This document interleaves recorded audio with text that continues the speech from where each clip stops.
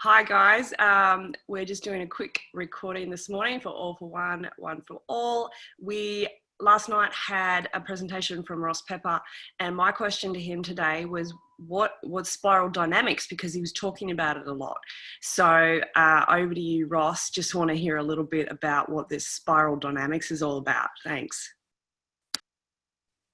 Yeah, awesome. Thank you very much. And that's a really good question. Spiral dynamics it's been a major part of my coaching for several years now. It's a massive body of knowledge. Now, how much what I'm about to talk to you about aligns with the original work, I'm not completely sure, because a lot of it's been through my own learning. I got an introduction to it, and from that point forward, I literally just started experiencing it in my coaching and seeing people show up in different ways. But I'll talk about where it comes from, where spiral dynamics comes from, and maybe give a little bit more insight from that point. So spiral dynamics was discovered, I should say, discovered by a gentleman by the name of Claire Greaves. Now, he was a professor and lecturer, and one of the things he did when he was lecturing is he had these theories and he was testing them out with his students. So he had a theory about the way that human beings worked, and he put his students into groups and he was trying to test it. But what he was discovering was there was something else going on that was ruining his theories, and it was saying, hey, I can't prove my theories because there's something else occurring. So he started to study this and find out what it was that was happening, because he found that some people weren't doing the work. Some people were doing the work. Some people were really efficient. Some people were great leaders. And the thing that he was trying to prove, he couldn't, because people were showing up a particular way, regardless of what it is that he tried to do. And so spiral dynamics came about as a result of him studying his students. Now, this is, I believe it actually goes bigger. So I usually talk it in a perspective of an individual, but the reality is it's not the perspective of an individual, it's also society as well. So different parts of society all around the world operate at different levels. So these sort of levels are going on, but elsewhere around the world in a much more global way. In fact, the whole globe right now, as we're becoming one, has a way of operating as well. So what he discovered, now he didn't call it spiral dynamics. It was abbreviated to spiral dynamics because that is much easier to roll off the tongue than he called it something like the double helix, blah, blah, blah, blah, blah, blah, blah. And the name was really long and complex, but it explained what it was in very technical terms. But every time he said what it was, everybody that was listening to him would laugh because the name was so long. So anyway, over time, it's become spiral dynamics. So Claire Greaves discovered it, and he studied it for a long time. Unfortunately, he was, I think he was very sick and he was going to pass away before he was going to be able to give all his knowledge away. So he had somebody that worked very closely with him to learn as much as they could to pass that knowledge on. And I'm reading one of his books at the moment about spiral dynamics. Now, so what he discovered was that there were people operating a particular way. There's an entire mindset that we have based on the level that we're at on this spiral. And it starts off when we're born at survival. So we're really just trying to survive. We're, food, shelter, and I believe also sex is at that level as well, because we need to reproduce. So they're the things that are at that base survival level. Once we've got those three things, we can start worrying about other things. So we need food and shelter.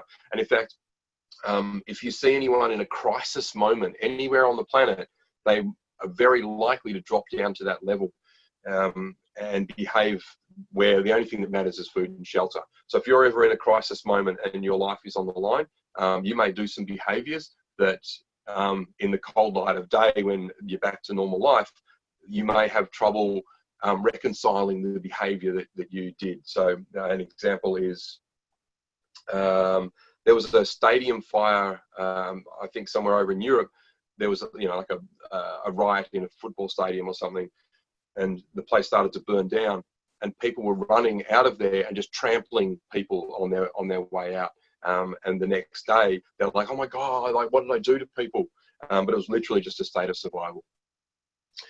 Now, the next level is a tribal one, and that's where, in this model, I talk about it. They're the follower, and the tribal person is, they have a need to fit in.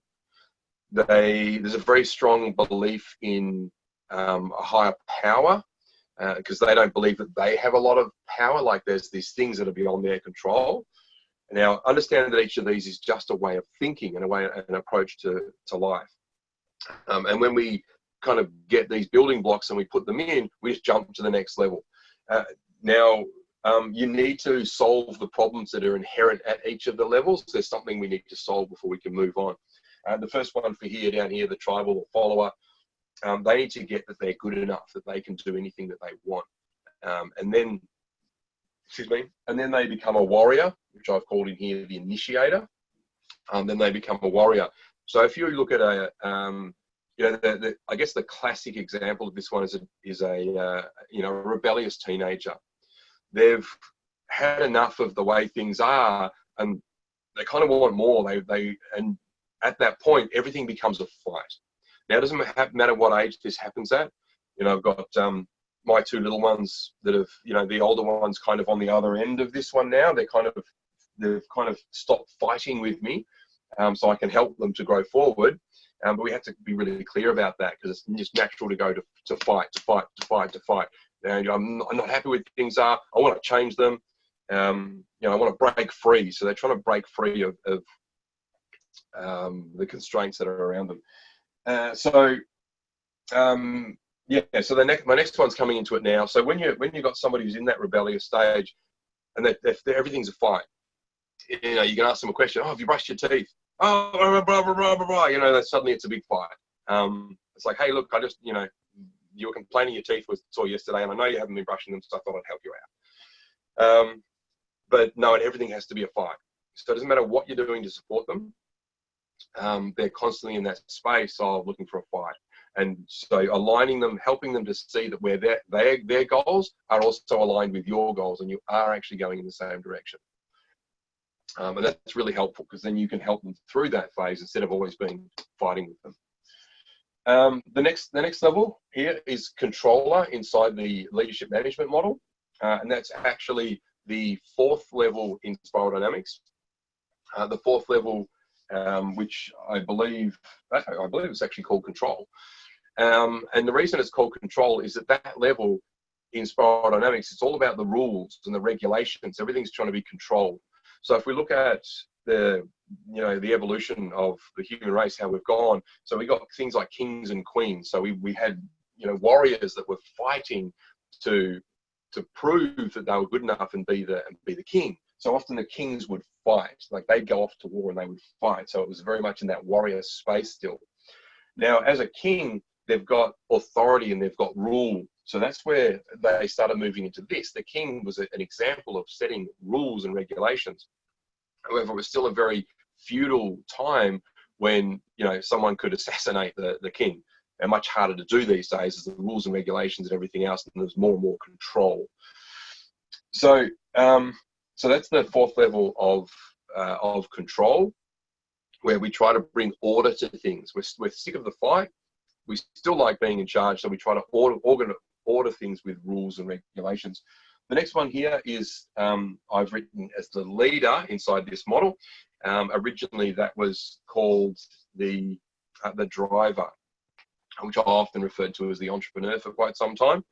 Because of the business coaching that I used to do, this is the true entrepreneur, where we start working with others. We're looking for a win-win opportunity, and there's a massive drive on financial wealth at that point. That's, they have a goal, like a big drive to do something, and usually it's to create a very successful company or companies and make extreme wealth. That's typically what happens at that point.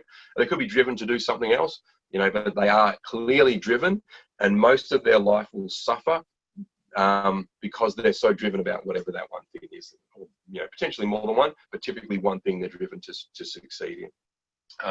And then there's multiple levels after that.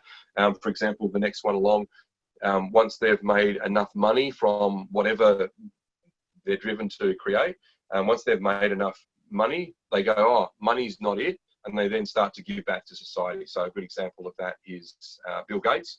So he made squillions of dollars, and then he's like, oh, money's not the thing.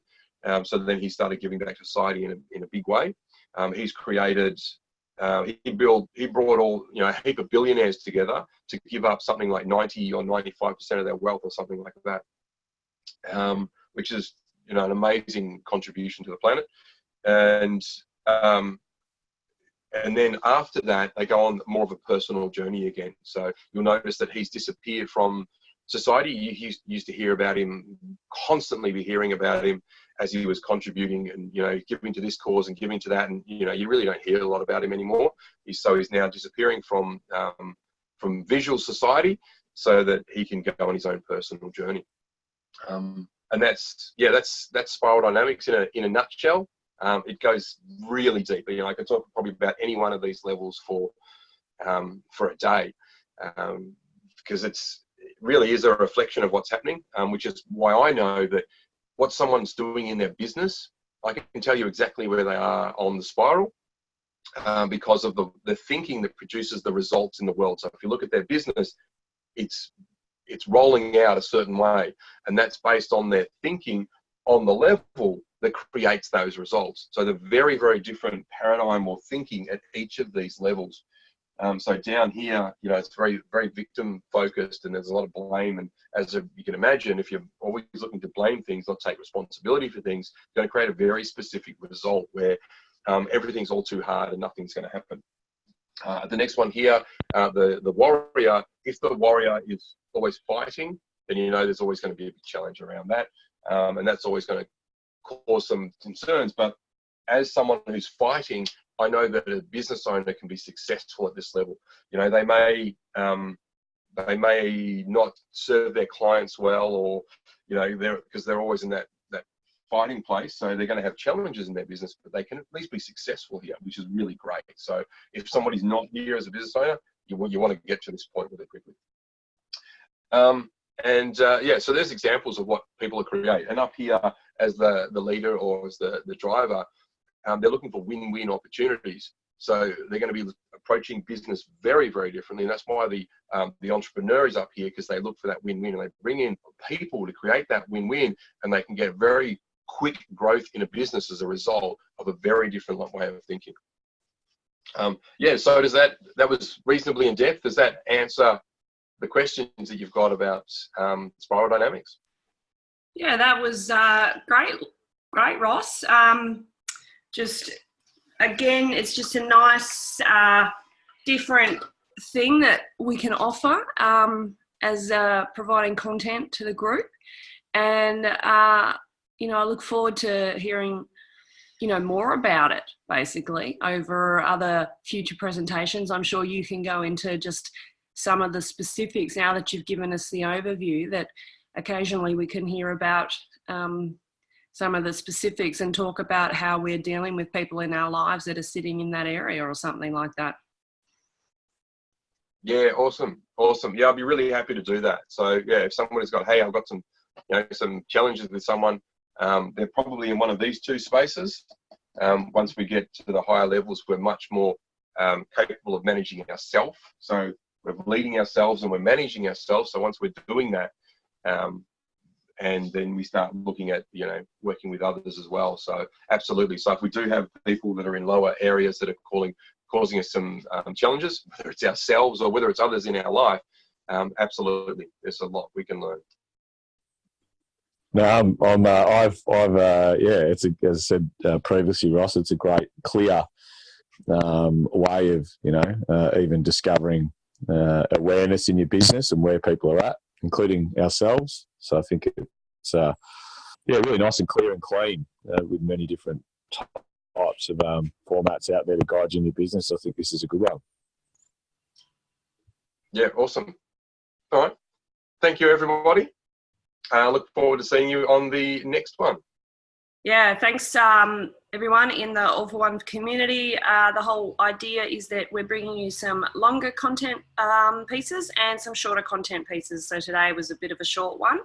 And if you've got any questions about any of the conversations that we've had, just pop some comments below. We'd love to hear your questions. And we'd love to see your own commitment and content coming through the group as well. So if you'd like to provide content, just go ahead and do it. It's all for one for all.